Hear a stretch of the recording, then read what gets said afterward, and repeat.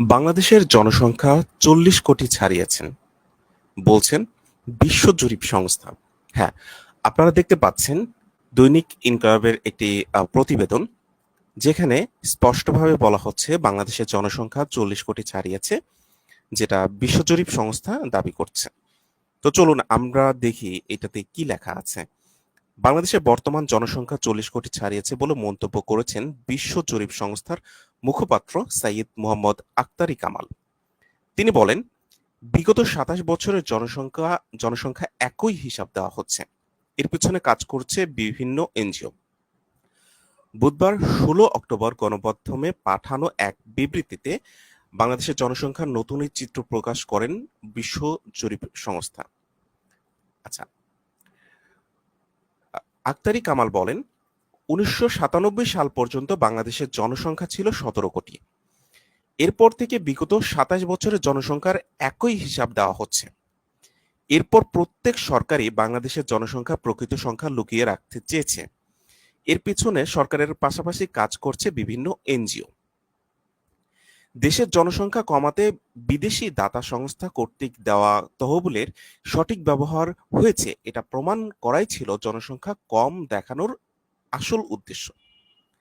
জনসংখ্যা কমানো যায়নি বা জনসংখ্যা বেশি দেখালে বিদেশি তহবিল আসা বন্ধ হয়ে যাবে, এমন আশঙ্কা থেকে জনসংখ্যার প্রকৃত সংখ্যা লুকানো হয়েছে বলে বিবৃতিতে বলা হয়।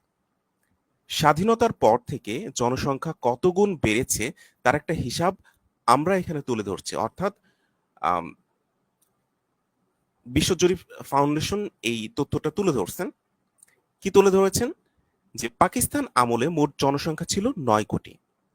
তখনকার হিসাবে বাংলাদেশের জনসংখ্যা ছিল ৫ কোটি। বাংলাদেশ স্বাধীন হওয়ার পর শেখ সাহেব বললেন, বাংলাদেশের জনসংখ্যা ৭.৫ কোটি। স্বাধীন বাংলাদেশের প্রথম আদমশুমারি ১৯৭৪ সাল অনুযায়ী বাংলাদেশের জনসংখ্যা ছিল ৭,৬৪,০০,০০০। এরপর জিয়াউর রহমান ১৯৭৭ সাল ক্ষমতায় আসার পর বললেন, বাংলাদেশের জনসংখ্যা ৯ কোটি। এরপর এরশাদ ১৯৮২ সাল ক্ষমতায় বসার পর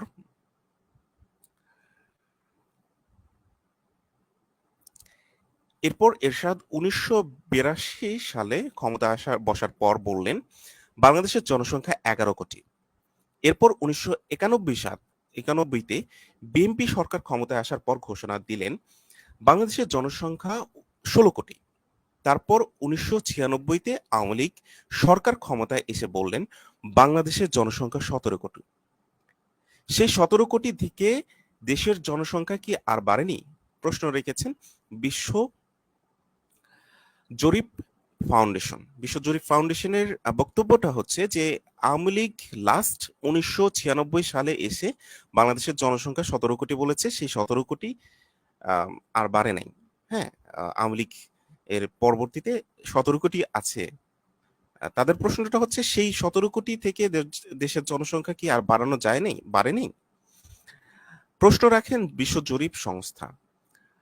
আমরা যদি ১৯৬৯ থেকে ১৯৯৬ সাল পর্যন্ত তৎকালীন ২৭ বছরের জনসংখ্যা বৃদ্ধির হার দেখি, তাহলে দেখতে পাই ৩.৫ গুণেরও বেশি। তাহলে ১৯৯৬ থেকে ২০২৪ সাল এই ২৮ বছরের জনসংখ্যা বৃদ্ধির হার ৩ থেকে ৪ গুণ বাড়ার কথা, কিন্তু পূর্বের চেয়ে গড় আয়ু বেড়েছে।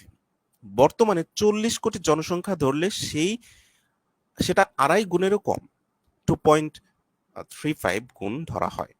কাজে বাস্তবতা হচ্ছে বর্তমানে বাংলাদেশের জনসংখ্যা ৪০ কোটি ছাড়িয়েছে, আর ৩.৫ গুণ হিসাব করলে জনসংখ্যা প্রায় ৫৫ কোটি। বিবৃতিতে আদমশুমারি সম্পর্কে সরকারি তথ্য প্রকৃতপক্ষে সম্পূর্ণ ভুল ও প্রতারণামূলক বলে উল্লেখ করা হয়, এবং যেটা বিশ্ব জরিপ ফাউন্ডেশন এই বিষয়টা তুলে ধরেছেন। আপনারা এই বিষয়টা কেমন